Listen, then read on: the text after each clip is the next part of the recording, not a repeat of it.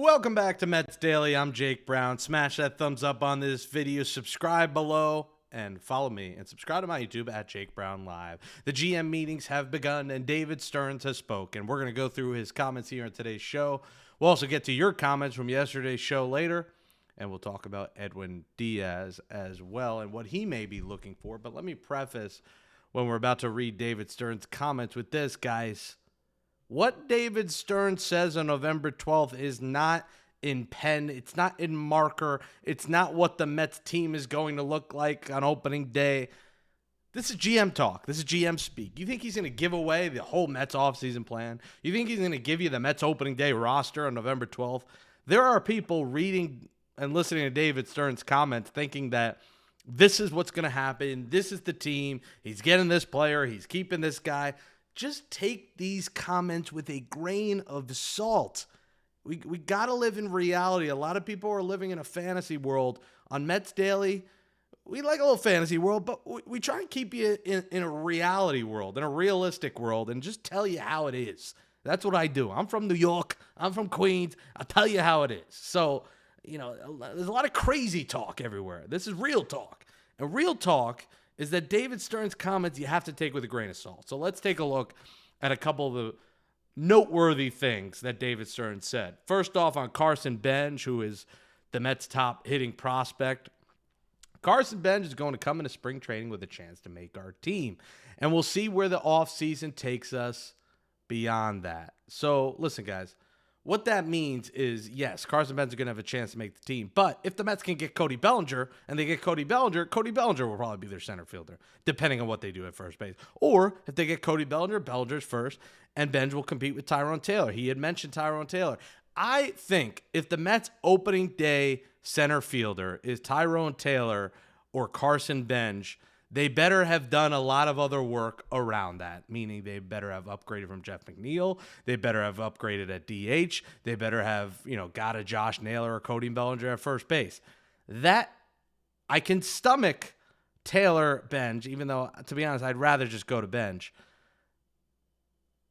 if they upgraded other positions. On Brett Beatty, he said, I think Brett had a really good year, took some real steps forward in his development. I think going into the offseason, he's probably someone we would pencil in for significant third base time next year. The key words, guys, to that sentence is going into the offseason. What he's saying is, as of now, yes, Brett Beatty's probably our third baseman, but that doesn't mean they're out on Alex Bregman. That doesn't mean they're out on Bo Bichette. That doesn't mean really anything.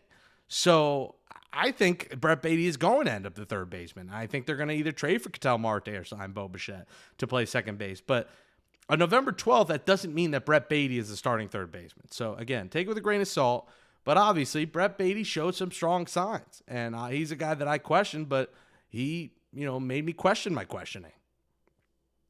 On Alonso and Diaz, and he's pretty much said the same thing on Alonso Diaz. This is very much GM talk. I wouldn't read into this at all. He said they've been great representatives of the organization. We'd love to have them both back. Stearns said, at this stage of the discussion, it's really tough to predict any outcomes, but certainly we'd love to have both these guys back. The key to that sentence is it's really tough to predict any outcomes. What that means is Pete Alonso's agent is Scott Boras, and Edwin Diaz is going to get a lot of money, which we'll talk about in just a bit. And then on Kodai Senga, right now, we view Senga as part of our rotation. The talent is there. The desire is certainly there to have a bounce-back year. We're going to try to give him every opportunity to do that. Again, there's been reports Senga, the Mets are listening on offers. They may be interested in trade him. Again, right now are the key words there. Right now, Senga's part of the rotation. There's no denying that. He's getting paid $15 million next year, and the year after, he's on the roster. He's part of the rotation. But in a month, he could be not part of the rotation and then another team's rotation. So, again, take these comments a little bit lightly here. I know a lot of people are just trying to jump the gun and say this is our guy here, this is our guy here because David Stearns said it. He's not giving away his whole plan. No GM is going to tell you exactly what the roster is looking like before Thanksgiving. And if they do, they're a bad GM and bad president of baseball operations. I don't think David Stearns is. I think he made some mistakes. I don't really think he's stingy, cheapy Stearns, considering they have a $340 million payroll. So I think he's got to have a bounce-back offseason. Remember, his first offseason, he hit a home run on everything. And the Mets nearly made the World Series. Second offseason, not so much. He mentioned Carson Benge. Now, could Carson Benge end up being the Mets' opening day starting center? He said he would compete, and I think that's fair to say that, and I think he deserves the opportunity. And I like Benge, but we also have to mention this with Carson Benge. He has 1 season of minor league experience. You're going to jump a guy from single A on opening day of 2025 to the major leagues on opening day of 2026. Listen, it happens. Look at Yasevich. He went from single A to the World Series roster and dominating for the Blue Jays. But we got to move a little slowly here. And mind you, Carson Benge, in the minimal time, the 24 games he had in AAA, was terrible. So I think he's going to have a chance to compete. But to tell you that Carson Benge is the Mets center fielder or their backup after Tyrone Taylor on opening day 2026 means I think they fell short in the offseason. Now, again, if you told me they got Cody Bellinger, they got Bo Bichette, and I don't know, Ketel Marte, just say that, then I'd say, all right, I'll live with it because they upgraded at multiple positions. But if you're not telling me that, then I'd be concerned if he was the starting center fielder. So I'm excited about young players. I think they deserve the opportunity. But we also have to remember he has 130. He doesn't even have a full season of minor league experience. He has 131 games in the minor leagues at different levels. 24 in AAA, 32 in AA, 60 in single A. And he might be a guy that just jumps and is just that good that he's ready for the big leagues now. But we have to temper expectations for the 22-year-old a little bit. He will be 23 in January. So, yes, he is a bit older in terms of a guy that only has 1 year of minor league experience. You have a lot of minor leaguers, 1 year experience who are 20, 21 years old. So that does factor in here, but you also do not want to rush him and then he fails. And that's how you stunt development. I think they stunted Ronnie Mauricio's development, keeping on the roster and never playing him after he had a year of no at-bats. So I believe in Carson Benge. I'm not ready to say he's going to compete for an opening day spot. And I think that's fair to say. He's going to, all these players at AAA, Ryan Clifford, all Jet Williams, if they're still here and not in a trade, they're all going to compete for a spot because they're one level away from the major leagues. Competing for a spot doesn't mean they're going to be on the opening day roster. Edwin Diaz, I think, has to be on the opening day roster. And Edwin Diaz is reportedly, according to Will Salmon, seeking a similar deal to his 5-year, $102 million record signing contract for a reliever that he signed with the Mets. Remember, that had the opt-out, which he has chosen to use, and he has opted out. So, listen, I think the Mets have to pay it. This guy is at the top of his game, and I was arguing with someone on Twitter about it's not even close when we're talking about Diaz and we're talking about Alonso. You can get another first baseman that plays better defense, that's faster. You're not going to get the same homer and RBIs, and I understand that, but you can get a very good first baseman. You can't get a top-of-the-market closer. You just can't. Suarez is not an elite closer. He's very good. He's not elite. Edwin Diaz is in his own class when it comes to closers. So if that's the deal it takes, you give it to him. That'll take him up to age 37. And then after 5 years, if you want to say goodnight, say goodnight. Or have another opt-out after 3. But I think that's a fair number for Edwin Diaz to ask for because he has been remarkable. That's $20 million a year. He is that good, and the Mets have to give him that deal. I don't think the Mets have to give 5 years, $180 million to Pete Alonso because you can get another first baseman with power that could be better defensively. Again, you can't get another closer, and you're going to see the Mets are going to have issues ending games. We saw anytime that Diaz was unavailable because he went back-to-back or whatever it may be, the Mets struggled. They had to use guys like Ryan Stanek, and they were blowing it left and right. And I understand the argument of this guy only pitched 57 games, your first baseman plays every day. I get it. But closing games and getting those 3 outs when it's tied, when it's a one-run game, is a lot more difficult than getting production from a first baseman. It's harder to find, believe me. And I understand that relievers go up and down and up and down. And Diaz, in some ways, 1 year he has a 3 ERA, 1 year is 1.6. But he looked like he was in a groove last year. Remember the year before, he was coming off an injury. So I think Diaz was really in a rhythm last year, and I think you can really use him. So I'm giving that. If it's 5-102, cut the check, David Stearns, Steve Cohen, and make Edwin Diaz a Met for the next 5 years. All right, folks, let's go to your comments. Make sure you comment below. Again, subscribe below. Share the channel. We thank you so much for the subscription. Become a Mets Daily Insider member, just $5 a month, cheaper than a cup of coffee, where we will be doing giveaways. We've given away tickets. We're for the people, for the fans, by the fans. I'm a diehard Met fan. that's got an opportunity to interview all the greatest Mets of all time and do a lot of cool things covering this team in my career. And I love talking about this team. It's my number one passion. It's my number one team. I don't feel any other way. The Knicks I'm very passionate about. Knicks are great. Jets, I've lost a lot of passion with how bad their ownership is. But I love the New York Mets. I live and breathe Mets, and that's why I do a show every day. So keep on commenting, keep on subscribing, keep on following me on all socials at Jake Brown Live. Follow Fantasy Loser HQ, where I'm doing social for as well. Appreciate your support. All right, comments on Mets Daily YouTube show on Tuesday from Dice Club. 100% agree with your thoughts and opinions today, Jake. I'm happy to move on from Alonso, McNeil, Senga, etc. It's time for a new core and get players who are consistently good, not streaky. Appreciate the nice words, Dice Club. Thank you for supporting Mets Daily. And yeah, man, I mean, that's the thing. You have to move on from a losing core. The core is rotten here. And if you don't think so, you haven't been paying attention. This is not a close-knit unit, and the two guys that have been here the longest for 6-7 years are Pete Alonso and Jeff McNeil. Now, Senga, it depends on the return. I think $15 million is pretty cheap for a mid to high-level starting pitcher. But if they feel his confidence is shot and the injuries are an issue, they'll try and trade him. But I do think you have to move on from Alonso and McNeil, and you want winners. That's why they're bringing in winning coaches. Troy Snicker, Astros, winner every year.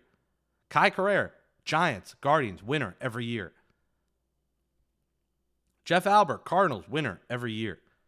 They're starting to bring in a winning pedigree of coaches. Now you need a winning pedigree of players, and the Mets don't have that.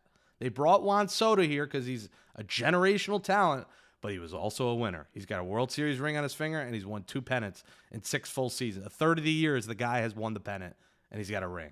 Mets don't have those players in this locker room right now. They need to get this losing stench out, and that doesn't mean I'm blaming guys for losing, but they're part of it. We can't just look at individual records. You have to look behind the scenes. You have to look in that clubhouse. And the Mets need to dig deep, and they need to look deep in the mirror and realize the right clubhouse figures are not currently here. From Mets Daily Insider member Shakamoto, interesting idea about Senga to Arizona. The field, the dome. Senga pitched forever under a dome in Fukuoka?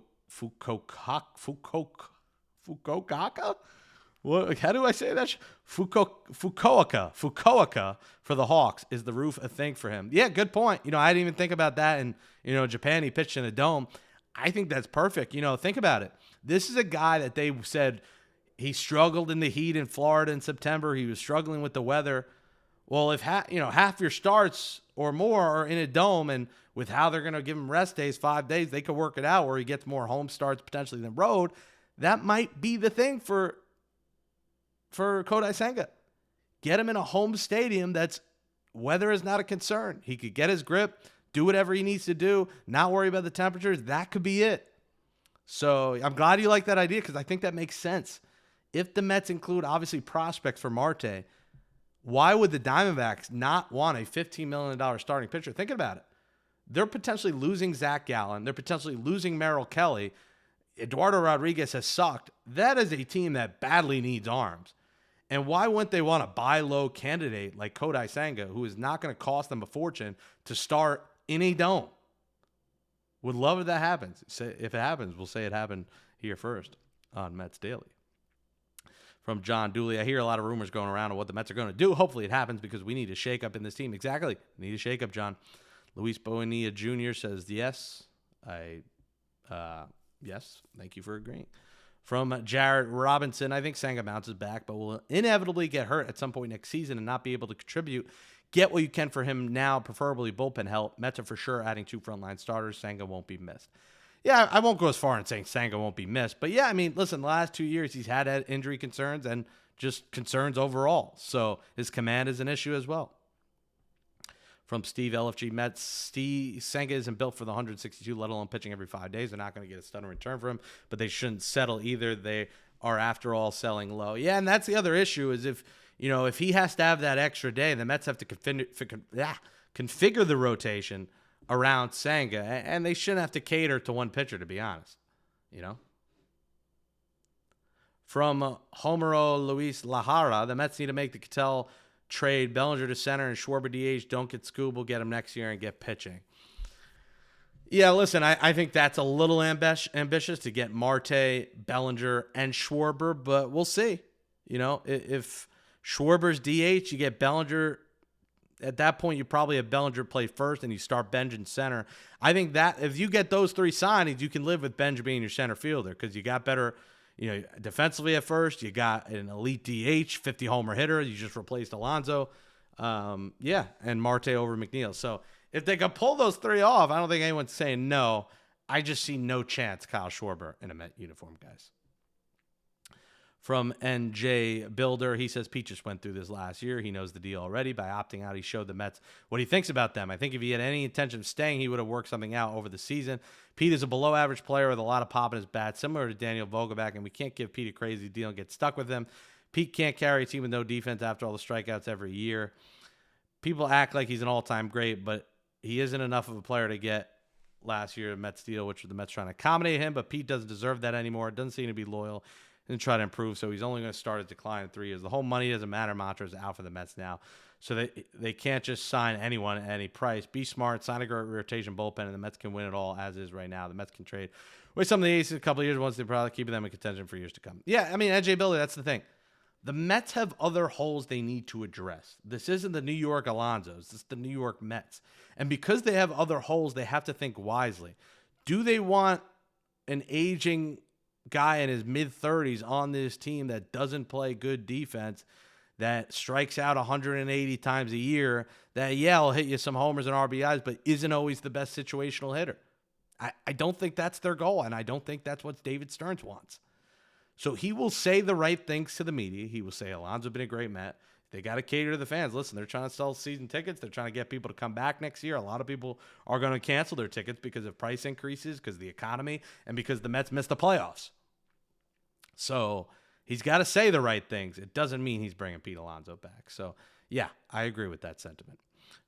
And listen, I know I've been harsh in the Alonso front, but I just get frustrated at people acting out of emotions and not just thinking, you know what, maybe we're better off without it. It's very much an emotional thing, and to me, I want to win, and the Mets haven't won with him here. So it's not like I hate Alonso. I think he's had great moments here, but I think after what we saw last year, the core, there was something there and something off, and if you think this clubhouse is a tight-knit unit, you weren't paying attention in 2025.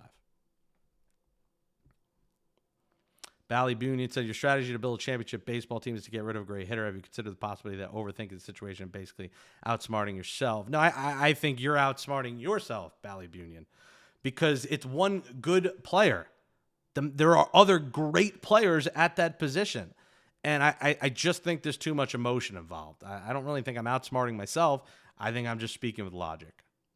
From No Clue, they lost because of pitching, no starters. You don't need 26 captains. Some have to follow. Not sure why you have such hate and dislike for Pete.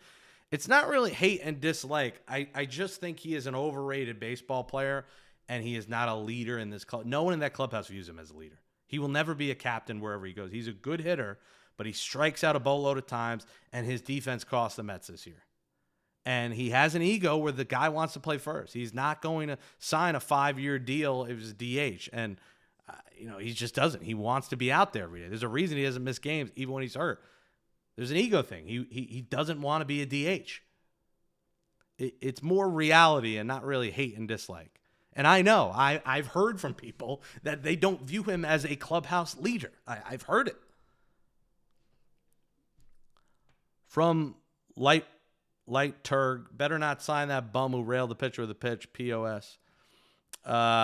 Really the catcher with a pitch. Oh, you're talking about Framber Valdez. Yeah, I mean, I don't think the Mets are going to sign Framber Valdez. They lost because of pitching. Alonso had a good year. I mean, they lost for multiple. I'm not blaming Alonso again, but in 7 years of him here, the Mets have made the playoffs twice. Once they were a wild card exit, and the other was the OMG year. So to me, if you rule out the year they lost in the wild card, the OMG year was just Iglesias magic. That was the 1 year they went on a playoff run was Alonso's worst season as a Met. So you have to remember that. And I get he had the homer in Milwaukee and saved him, but his worst season was the Mets' best season. I don't think enough people are reading into that side of things. Pete goes somewhere else. That's a big L. I don't care who they sign. Frank, well, listen, you should care who they sign because you're a Mets fan. You're not just a Pete Alonso fan. Frank Mazzella, what's with all the trades? Sanga stuff. He will end up becoming Zach Wheeler 2.0 and burn us for years. I think that's a stretch. Zach Wheeler 2.0. From Clifford Clark, sorry, Jake. Kids these days can't do math. Uh, yeah, I think I messed up the math on the Marte. It's 92 million around there. It's around 19 million a year, 18, 19. He has different values each year though. Blaze Ralph says, we got a lot of comments today. Appreciate it, guys. Let Alonso go. Trade for Marte and Skubal. Sign Naylor. 1 or 2 frontline starters. Another starter doesn't have to be the best. And also bring back Helsley, Rogers, and sign Pierce Johnson. And move Minaya and maybe Holmes to the bullpen. Yeah, we'll see. I don't know if they could trade for Marte and Skubal because you're giving away all your prospects at that point. But I think one of those is realistic. Sign Naylor, 1 or 2 frontline starters. Yeah, I mean, if you're trading for Skubal, you're not signing 2 frontline starters. You're not signing 8 million starters. They already have 7 on the roster. And Helsley, no thanks. Rogers, yes, I'm fine with him. Pierce Johnson, yeah, that's a name we'll talk about. That's a good name as well. And I don't think Minaya and Holmes are moving to the bullpen. Ethan K. Mets burnt the NPB bridge and Senga saga is going on. To get him to accept the demotion, they say all this stuff. Did a PSL. Stearns in particular is careful about what he said to the media. Had zero hesitation to say he isn't someone who rely on the future. It tells a lot. Word gets around fast, and finding out they had to convince someone to accept the demotion is a huge pride destroyer for the Japanese players and potential people coming over will take offense to it. Yeah, maybe, but also Senga struggled. So, Strike Blitz says, I love that you love my Naylor idea. Naylor's going to command a 5-year deal, which takes him at age 33. We also have Ryan Clifford waiting the wings. He could be your DH if Vientos doesn't recover from sophomore slump by June. And can we please get Mauricio reps in center field? Guy's a freak athlete with metrics off the charts. Yeah, I mean, listen, I think Mauricio is still an infielder. Maybe they test him out in center. Not a terrible idea, but the guy's never played there. So, you know, your goal is run prevention. You don't want to throw guys in center field at the most important position that have never played that position. But, yeah, Ryan Clifford, if he is not moved in a trade, which he still could be, you know, he is an option at first base as well. But I don't think Ryan Clifford is going to the Mets starting first baseman in 2026. Will White says, you fellow Mets fans, some fickle souls. Y'all were chasing him out of town like he was the Frankenstein monster. I'd keep Senga. Listen, I am only moving Senga if you can get something decent in return. I'm not just giving him up for a bag of balls. M. Cuomo says the Mets have a terrible track record with Asian players. Hey, Benny Agbayani was great. Anthony Cox says, yes, trade Senga. He's an absolute liability physically and mentally. He's addition by subtraction. I don't think he's addition by subtraction, but yeah, I do think the fact you have to give him the extra day and he has that injury concerns affects your roster. From Jam Valentine 73, yours is the only Mets podcast I actually look forward to. As I said previously, your takes are grounded with common sense. Mr. Podcast with Nelson Figueroa. I was happy you had him on recently, but you're doing well on your own. Keep up the amazing content. Appreciate it, Jam Valentine. That means a lot. Yeah, love having Figgy on. Again, we'll continue to have Nelson Figueroa on once every month. Do an amazing but true reunion, but thank you for the kind words. It's a grind doing it every day. It's a grind doing solo. Luckily, I guess I'm a professional yapper. This is actually a longest show for, just me. So we're going on a while, but a lot of comments from yesterday. So thank you for the comments.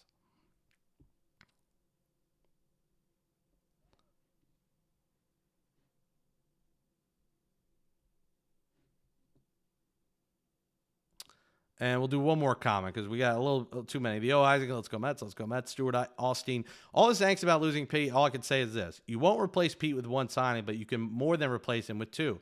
Josh Naylor to play first and Bellinger to play center. For one thing, you improve defense and add to the lineup. Those two guys will replace the power void left by Pete's departure. People forget how this lineup frequently slumped throughout 2025. The addition of Bellinger and Naylor to replace Pete more than likely improve our team batting average, running scoring position. Cassell Marte is also a good idea if we don't sign Bellinger. I'd also like the idea of bringing back Bader if the Mets were to trade for Marte and sign Naylor. Aside from rotation improvement, lineup length is also important. Exactly. This is a top-heavy team, and bringing back Pete Alonso continues to make this a top-heavy team because it allows you to do less things elsewhere. It's got to be less top-heavy and a better 1 through 9 and more balls put in play. Like I've said, Alonso strikes out 180 times. All right, folks, thanks for all the comments. Long show today. Thanks for watching. Hit that thumbs up below, comment below, subscribe below. Follow me on all social media at Jake Brown Live. Subscribe to my YouTube, and we'll talk to you tomorrow right here on Mets Daily.